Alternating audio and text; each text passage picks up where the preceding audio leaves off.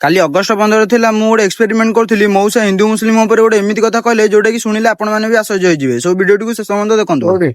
ଏଇ ପତାକାକୁ ଆପଣ ଫାଡ଼ିଦେବେ 500 ଟଙ୍କା ପାଇଁ?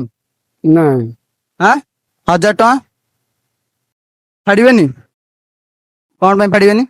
ଇଏ ଆମର ପୂର୍ବ କାଳର ଇଏ ଗୋଟେ ପତାକା ନାହିଁ ଯେ ମହାତ୍ମା ଗାନ୍ଧୀ ଜୀବନ ଇଏ। ଆଚ୍ଛା ହଁ ବର୍ଡର ମାରିଥିଲା ମୁସଲମାନକାର ବର୍ଡର ମାରିଛି ପତାକା। ସତୀ ସାହି ଭାଇ ଭାଇ ହିନ୍ଦୁ ମୁସଲିମ ସତୀ ସାହି ଭାଇ ଭାଇ ବର୍ଡର ତାଙ୍କର ମାରିଥିଲା ଏ ପତାକା। ସୋ ଆପଣ ଏଇ ପତାକାକୁ ଇଜ୍ଜତ କରୁଛନ୍ତି ନା ନାଇଁ? ହଁ ଆଗେ ତ ମହାତ୍ମା ଗାନ୍ଧୀକୁ ଭୋଟ ଦଉଥିଲୁ।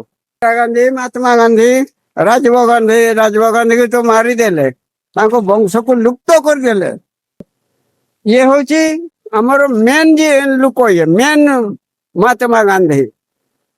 ଆକୁ ଆମେ ଆଜି ମାନି ଆସିଛୁ ବୋଲି ଆକୁ ଭୋଟ ଦଉଥିଲୁ। ସୋ ଆମର ଇଣ୍ଡିଆର ଆଜାଦି ଆମ ପାଇଁ ଗୋଟେ ବଡ ଲକ୍ଷ୍ୟ ରହିଥିଲା ନା? ଇଏ ସମସ୍ତଙ୍କର ଇଏ ପତାକା ନାହିଁ ଯେ ମହାତ୍ମା ଗାନ୍ଧୀ ଜୀବିତ ଅଛି, ଜାଣିଛ? ଆଜ୍ଞା ମହାତ୍ମା ଗାନ୍ଧୀ ମରିଛି ନାହିଁ, ଜୀବିତ ଅଛି। ଆପଣଙ୍କ ସହିତ କଥା ହେଇକି ମତେ ବହୁତ ବଢିଆ ଲାଗିଲା। ଆମ ଦେଶର ଆମ ଝଣ୍ଡାକୁ ଆମେ ଦାୟିତ୍ୱରେ ରଖିବା, ଠିକ ଅଛି? ଆପଣ ଯଦି ଛୁଆ ମାନେ କି କୋଉଠି କି ପାଟରେ ପତାକା ଯୋଉଠି ପକାନ୍ତି ତାଙ୍କୁ ମନା କରିବେ ଯେ ପାଟରେ ପତାକା କେହି ପକେଇବେନି। ମନା କରୁଛୁ ଯେ ପତାକା ଜମା ପଡିବନି ତୋଡରେ।